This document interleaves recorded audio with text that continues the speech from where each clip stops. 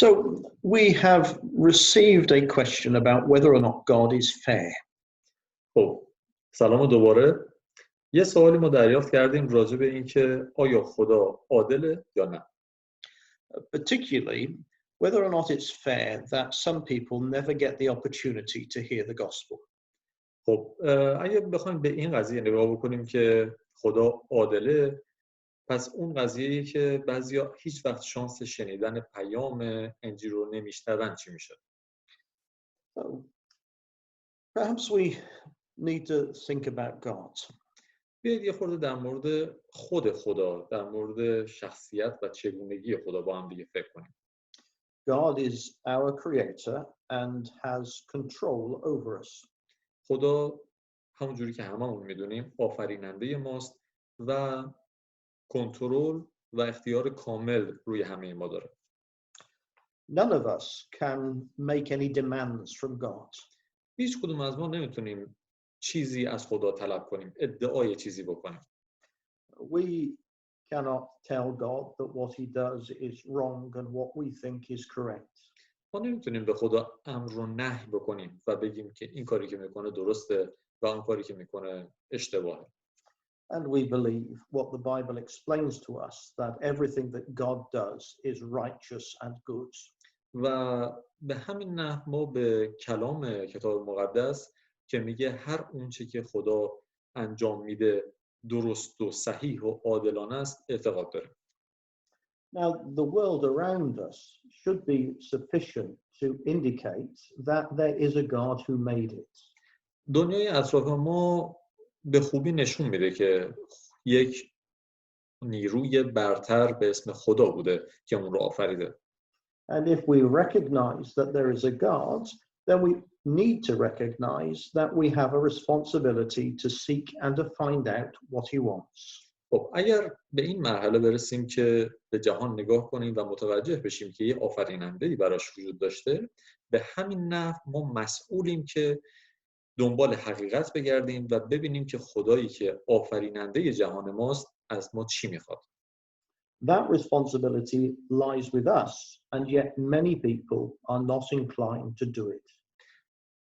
این مسئولیت همواره بر گردن ماست، اما خب خیلی ها هستن که خیلی تمایل ندارن مسئولیت پذیر باشن و به دنبال وظیفه خودشون بگردن و انجام وظیفه کنن. None of us can say that we deserve to hear about God's salvation. نمیتونیم هیچ کدوم از ما ادعایی داشته باشیم که حتما ما لایق این هستیم و خداوند باید ترتیبی بده که ما از شیوه و راه نجات خداوند باید حتما آگاه بشیم. Everything that we receive is a blessing from God. هر چیزی که ما دریافت بکنیم یا دریافت نکنیم از طرف خدا نعمته. An act of grace that we do not deserve. و مطمئناً هر کاری که خدا برای ما میکنه لطف اونه که ما لایقش نیستیم. So what we should be focused on is that God has given us a wonderful opportunity to hear the hope of the gospel. پس اون چیزی که باید روش تمرکز بکنیم اینه که در حال حاضر خدا به ما این لطف رو کرده که در مورد پیامش و خبر خوش انجیل بشنویم. Because we didn't do anything to deserve that opportunity. چون ما به واسطه اعمال خودمون کاری نکردیم که لایق این همه لطف خدا باشیم. And we cannot complain about what God has done. و مطمئناً هیچ شکایتی هم نمیتونیم بکنیم از اینکه خدا چه کار کرده یا چه کار نکرده. We know that God acts according to his own knowledge and his own wisdom. ما میدونیم که خداوند بر اساس دانش و خرد خودش عمل میکنه. Which is much greater than any that we have. که مطمئناً خرد خداوند خیلی خیلی خیلی عظیم‌تر از اون چیزیه که در ذهن ما بگنجه. And we feel confident that if somebody is genuinely seeking the truth of God, then he will create an opportunity for them to find it.